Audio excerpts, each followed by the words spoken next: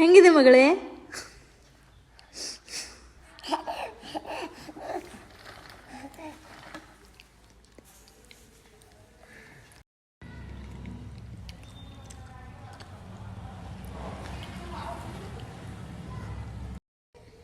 Now Shravya eating jappalkai. Gawa, gawa.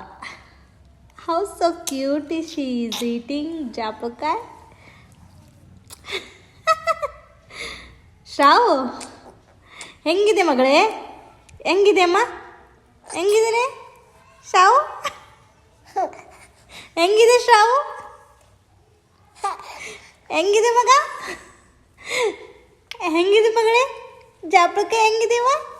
ಹೆಂಗಿದ್ದೀನಿ?